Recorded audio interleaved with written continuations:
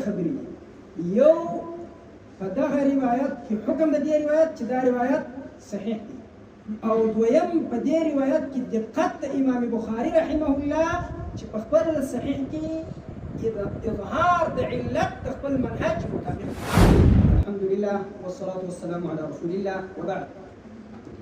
دغه روایت په اړه باندې چې عجوه خرما د سحر او زهر علاج ده دا روایت صحیح دی او کنه؟ نو دا روایت صحیح دی. امام بخاری رحمه الله خپل کتاب صحیح کې دا روایت څلور ځای راوړي.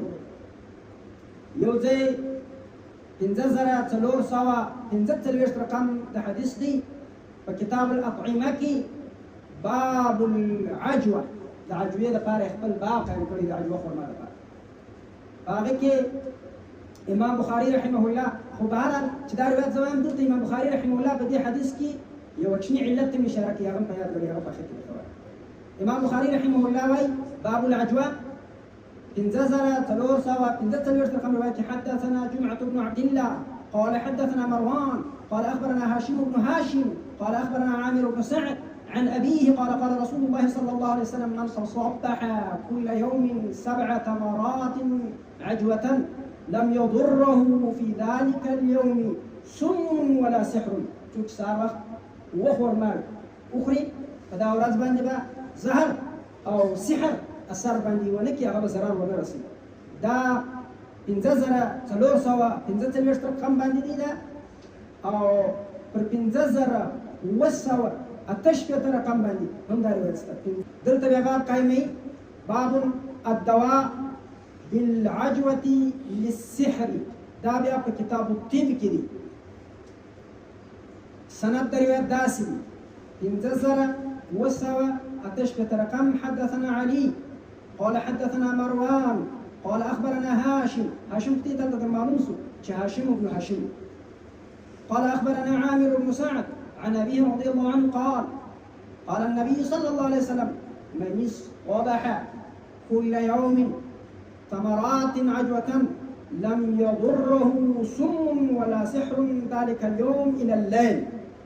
دلت توري دار كم دي من اصطبح كل يوم تمرات عجوة قابل كتسنغ وتوري سو خور ما يبقى 7 دلت 7 توري نسك دلت 7 توري نسك. الإمام البخاري فقالك بأداسي ورتوي وقال غيره 7 تمرات. فدعك الإمام البخاري رحمه الله إشارة يتكيج فدا حديث كي علت بكدالي كذا 7 توري نستا أو بدي روايات كذا 7 توري موجود بي ك7 توري نو أنا برخو أخذ علاج كما تركت رسول الله صلى الله عليه وسلم ذكر كده إنه أخذ نصف برا إنه ده دي شيء إشارة كي علت إشارة كي ده جرفا بس هي استبيع أخذ بالروايات كذا 7 بكستا أخذ بيعرفني. انزل وسرنش حدثني اسحاق بن منصور قال اخبرنا ابو اسامه قال حدثنا هاشم بن هاشم قال سمعت عامر بن سعد سمعت سعدا رضي الله عنه يقول سمعت رسول الله صلى الله عليه وسلم يقول من تصبح 7 تمرات عجوة لم يضره ذلك اليوم سم ولا سحر. دا 5490 ګورې دلته 7 توري راوړي په هغه بل کې خالدون اشاره ورکړه چې 7 کسته په دې کې راوړي او 5490 رقم باندې نیم دا روایت راوړي په هغه کتاب الطب کې باب شرب السم والدواء به وما يخاف منه والخبيث. دا باب کې 5490 رقم باندې راوړي. حدثنا محمد قال حدثنا احمد بن بشير قال أخبرنا هاشم بن هاشم قال أخبرني عامر بن سعد قال سمعت أبي يقول سمعت رسول الله صلى الله عليه وسلم يقول من اصطبح 7 تمرات عجوة لم يضره ذلك اليوم سم ولا سحر. دا أغا روايات صحيح سو چواي وخور ماوي سار سړی وخوري د ماښامه پورې دا 2000 روپۍ سوچ. اوس ما دې ته یوه خبره کړې وه چې علت امام بخاري کې بیانوي هغه مې دروشو چې علت کم توري 7 نسته پکې دا ځای کې علت دی. اوس دغه علت دا په کوم ځای باندې دی؟ دا اصل دا روایت هاشم بن هاشم عن عامر بن سعد عن أبيه عن النبي صلى الله عليه وسلم. د هاشم ابن هاشم شاگردان یو احمد ابن بشیر دی، یو مروان دی او یو ابو اسامه دی. دغه روایت د درې سره چکی څوک احمد ابن بشیر او ابو اسامه او مروان، دا چې درې سره دا روایت کوي په دغه دوه کې چې ابو اسامه دی او احمد ابن بشیر دی، دواړه سبع توري وایي. مروان چې دا روایت کوي د هاشم ابن هاشم نه، نو دا توري پکې شته که نشته پکې؟ د مروان څخه چې دا روایت عالي کوي نو دا توري پکې نشته. او چې پنځه سره څلور سوه هلته جمعه ابن عبدالله کوي، نو د مروان څخه بیا دا روایت څو کسان کوي؟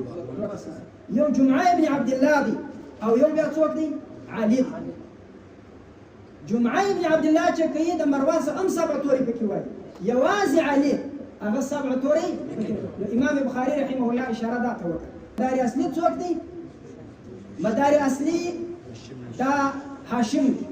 په دې روایت کې د بخاري دی د هاشم څو شاګردان دي؟ درې. یو احمد بن بشیر دی، بل ابو اسامه دی او دریم مروان. د احمد بن بشیر دا د سبع توري وایي او دا رقم ابو اسامه سبع توري وایي او پاتې سو مروان یې وایي که نه وایي؟ د مروان څو شاګردان دي؟ دوه شاګردان، یو علي دی او دویم څوک دی؟ جمعه بن عبدالله.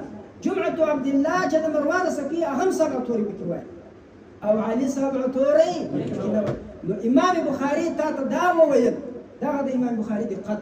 امام بخاري تا ته هغه روایت چې سبع توري نشته پکې دغه کمی نقصان پیدا کوي، نو یو ځل یې دا درته وویل چې غیر دا سبع توري پکې وایي. نو یو یې دا وشو. دویم یې دا وشو چې دلته دوه مداره دي. څو مداره دي؟ دوه مداره دي. یو مدار هاشم ابن هاشم دی، دویم مدار مروان دی. د هاشم ابن هاشم شاگردان هغه احمد ابن بشیر او اسامه هغه سبع توري پکې وایي او د هاشم ابن هاشم چې کوم یو بل دریم شاګرد چې مروان نومیږي، مروان یې وایي که نه وایي؟ نو دوه شاګردان دي، یو جمعه بن عبدالله دی، یو علي دی. جمعه عبدالله چې دی هغه هم سبع توري وایي، یوازې علي نه وایي. نو امام بخاري تا ته دا وایي چې دا علت دی، دا درته ذکر کوي چې دغه سبع توري پکې شته. وایي ولې پکې شته؟ وایي ځکه د هاشم شاګردانو ذکر کړی، نو معلومه ده چې شته. او دویم دا درته وایي چې پر مروان اختلاف دی، څوک سبع توري پکې وایي څوک یې نه وایي. نو اصح هغه دی چې چش پکې شته. دا ته وایي دقت د امام بخاري په خپل صحیح کې. نو یوه خبره وروستۍ د نکتې لپاره دا واورئ چې امام بخاري رحمه الله چې خپل صحیح کې کوم روایات راوړي هغه فقط د صحیح کتاب نه بلکې د علل هم یو بهترینه ذخیره ده. دا بیخي ډېر مرویات دا رقم زما سره جمع شته چې امام بخاري رحمه الله هغه صحیح روایت هم ذکر کړی، هغه معلل روایت هم ذکر کړی، د معلل روایت علت هم اشاره ده کړې.